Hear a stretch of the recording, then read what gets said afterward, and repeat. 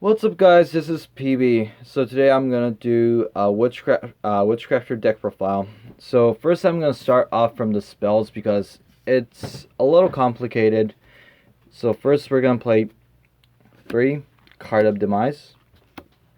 Um, this is like the most important card in the deck because it's just gonna make your deck move really faster. Basically, what you're gonna do is you're gonna try to lock your opponent up, but um, because for each Witchcrafter spell, you get them back on your end phase. So the effective card of Demise that you discard on your end phase really doesn't matter because you could activate that first and get your cards back.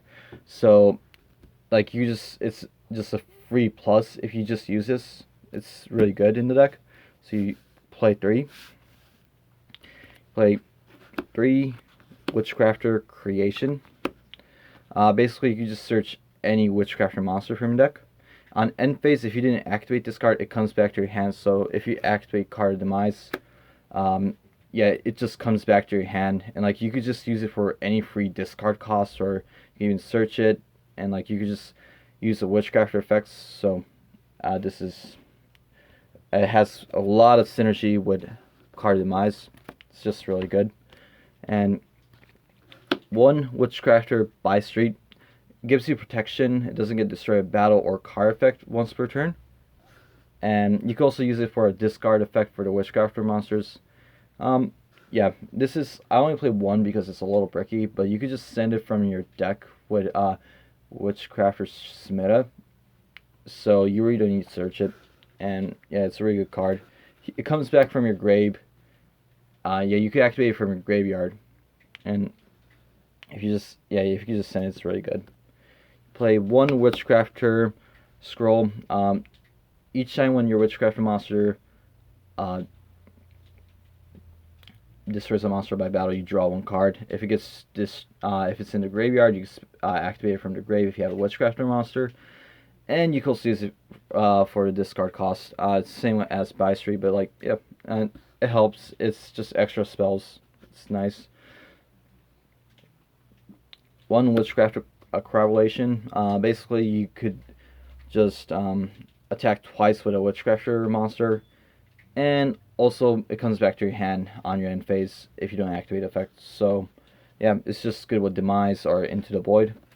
You only play one because you don't want to like draw into a lot. Basically, you want to draw a lot of cards and you don't want to wreck with it. So I only play one. Witchcrafter Dramping. It comes back. This is pretty broken because if you're playing against back row decks, this card comes back from the grave every 2 turns if you activate it, and like you can just keep bouncing their set cards even if they negate it. Like it doesn't matter because it's just gonna come back to your hand. So it's really good. 3 Witchcrafter Holidays. I play 3 because in case if your opponent goes over your boss monster Witchcrafter Bale, this is the like best way to bring her back, and like you really need that Veil on your board because it's like basically your winning condition. So you play 3, and it comes back from grave to hand. So yeah, again, it's really good with Card of Demise and Into the Void. 3 Pot of Duality. So the reason that you play this is because you can just search whatever card from the top and add it to your hand. And the other lower level Witchcrafter monsters has an effect. It's a quick effect. You discard one spell and special summon any Witchcrafter from your deck. You can do that on your opponent's turn, so it really doesn't matter that you cannot special summon. So I played 3. 2 Hand Destructions. If you go first, this card is amazing because either way you're getting those Witchcrafter spells back from the grave, and you discard 2 and you get 2 cards. And like if your opponent has a really good hand, it's just gonna rip off their hand. So it could be good in either ways. And like how would you say you set this card past you get the Witchcrafter cards back to your hand, and they search some particular card, they only have 2 cards in hand, you could just activate this and like send it to the grave and draw 2. So this also comes in handy. I only play 2 because can actually get bricky, so only 2. 3, Into the Void. It just opens 1 space, so it's really good. And in the current moment, I don't have Obster Goblin, so I play 1 Day of Peace. Well, if you have Obster Goblin, I'll just say just play that. But in the moment, I don't have it, so I just play this instead. But still, you get if you activate this, your opponent could draw 1, but you're gonna survive for 1 turn. And this is more like a control deck or a lock deck. So yeah, surviving 1 turn is really good. Plays 3 Super Poly. Basically, your extra deck is only Super Poly targets, so yeah, this card it's really good breaking your opponent's board or breaking their plays. And it's just Super Poly, it's just broken. Play 3, there can be only 1. You only need Witchcrafter, Madam Veil on your board, so you're just gonna lock your opponent with there can be only 1 in Madam Veil, and basically they can't really do nothing after that if they're relying on monster effects. If not, if they're like playing a spell trap deck, well, you still have consistency. You could just bring your Madam Veil back by using Holiday. So yeah, why not? This thing is really good in the deck, and it helped me to win a lot. 3 Judgments. Yeah, it's just good in general. Any negation, get to negate anything, and yeah, like if they try to do like remove your back roll or like evenly match you, could just negate it, and yeah, it's just good. And 1 Secret Build-Up Spellcaster. Well, it depends if you draw into it, but if you draw into it, you can just really lock your opponent by there can be only 1 in the Secret Bilge, and Witchcrafter Bell also has effect to negate every single monster effect on the board, on your opponent's board, so you can negate every single thing, and they're just locked up, and they can't really do anything after that. So going to the monsters, you play 2 Witchcrafter Madam Veil, so she's just really broken. So she has two effects. 1 is a quick effect. You could discard. Excuse me. You could discard 1 spell and negate every single opponent's monster on the board. And it's a quick effect. So if they try to do something, if they summon Dengirsu or if they summon Boar Sword and try to OTK, you could just like negate the effect and like they can do nothing. And her second effect is if any spellcaster monster battles, you can reveal any amount of spells in your hand with different names, and it gains 1,000 attack and defense for each card.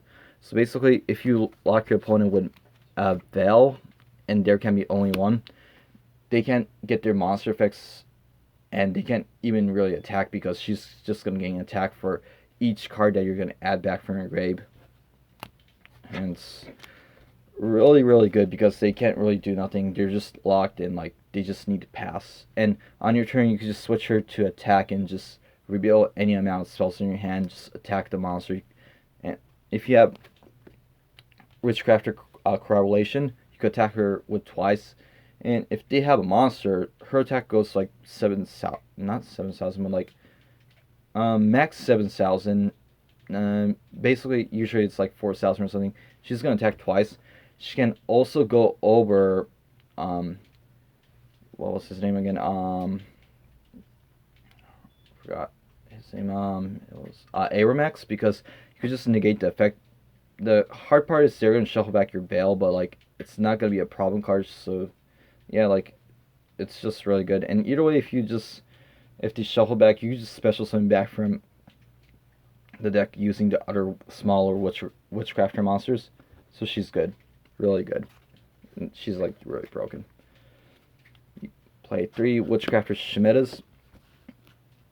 So she has 2 effects. When she is in the graveyard, you could banish her and send 1 spell from 1 Witchcrafter spell from deck to grave, and like you just send the Buy Street or Scroll, and you could just activate it from grave on your end phase, or you just add any. Basically, you just add any Witchcrafter card from your deck because it's gonna to come back to your hand on your end phase. And she also has a quick effect. Discard one spell, special summon, and tribute her. Special summon Witchcrafter monster, and you could just special summon Veil.